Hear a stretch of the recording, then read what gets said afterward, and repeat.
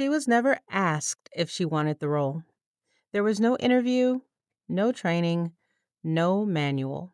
One day, she was just a little girl, and the next, she was the one everyone leaned on. If you're the eldest daughter, you already know exactly what I'm talking about. And if you love one, a friend, a partner, a coworker, this might be the most important video you watch today. Welcome to Unspoken Psychology. Psychologists have a term for what happens to the eldest daughter. It's called parentification, when a child is unconsciously assigned the role of a caregiver, a mediator, or an emotional anchor before they even understand what those words mean. But here's what makes the eldest daughter's experience unique and different from the eldest son's. Research from the Journal of Family Psychology shows that eldest daughters are significantly more likely than eldest sons to take on emotional labor within the family. Not just chores, not just babysitting, but the invisible work: reading the room, managing everyone's feelings, knowing when mom is upset, even before mom says a word. She didn't learn this in school. She learned it because she had to. Think of it like this: imagine being handed the keys to a car at age 7 and being told to drive the whole family somewhere safe. No lessons, no license, just figure it out. That's the eldest daughter's childhood. So, what does this actually do to her psychology? Researchers have identified three patterns that show up again and again in eldest daughters. I call them the three invisible weights. Weight number one: hyper responsibility. She doesn't just feel responsible for her own life, she feels responsible for everyone's. Her siblings' problems, hers. Her parents' marriage, somehow also hers. A friend going through a hard time, she's already drafting the plan to fix it. This isn't just personality. A 2019 study published in the Journal of Child and Family Studies found that parentified children, especially daughters, develop what psychologists call an external locus of responsibility. Their nervous system is literally wired to scan for other people's needs before their own. She's not a control freak. She's a child who is trained to keep everything from falling apart. Weight number two: the guilt of rest. Ask an eldest daughter to take a day off, a real day off, with no planning, no checking in, no making sure everyone's okay, and watch what happens. She can't do it. Or if she does, she feels guilty the entire time. This is because her brain formed during a critical development window where rest equals danger.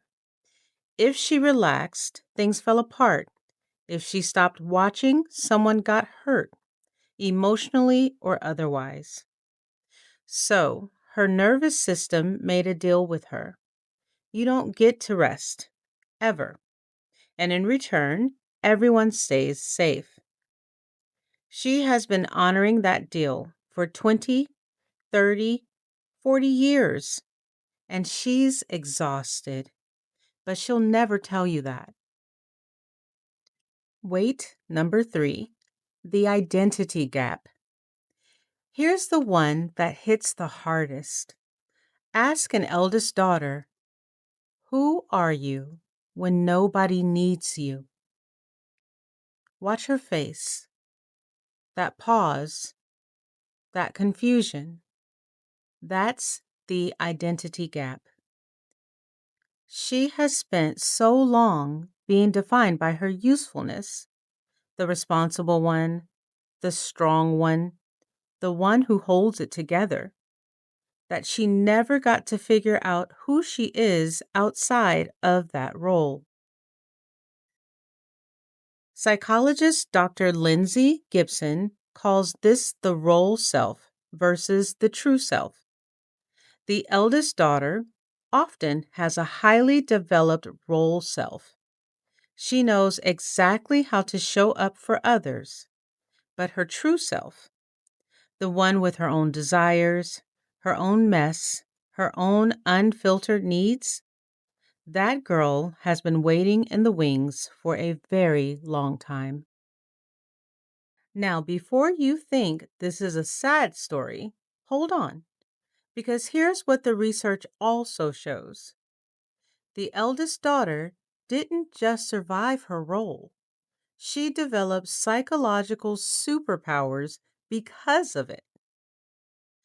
Superpower number one, emotional intelligence off the charts. That hyper awareness she developed, it made her one of the most emotionally intelligent people in any room. She can read micro expressions, sense tension before it escalates, and hold space for people in a way that feels almost supernatural. She's not too sensitive. She's operating with an emotional radar that most people never develop. Superpower number two, leadership that doesn't need a title. Eldest daughters don't wait to be told to lead. They have been leading since they were like 7. A study from the University of Essex found that eldest children, particularly daughters, are 16% more likely to be high achievers. But it's not just ambition, it's that she learned how to manage people, solve problems, and stay calm under pressure in the most high stakes environment there is, her own family. Superpower number three, the depth of her empathy. Because she was forced to understand other people's emotions before her own, she developed a depth of empathy that is genuinely rare. She doesn't just sympathize, she feels it. And while that can be heavy, it's also what makes her the friend everyone trusts, the partner who truly sees you, the mother who breaks the cycle.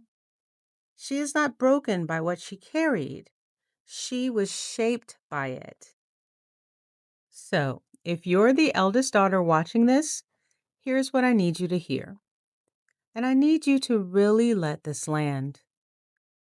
You are allowed to put yourself first, not after everyone else is taken care of, not when things calm down, not when you've earned it.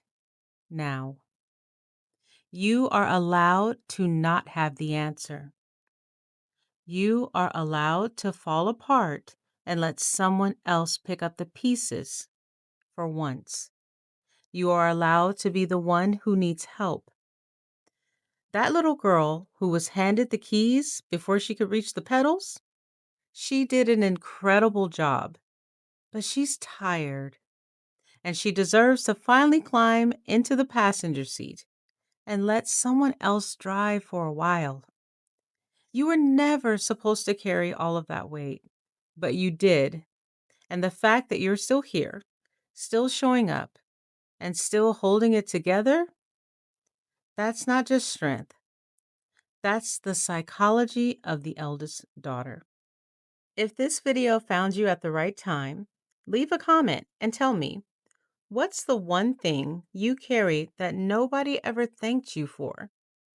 And if you're a middle daughter or even a youngest daughter watching this and thinking, what about us? Don't worry, your video is coming.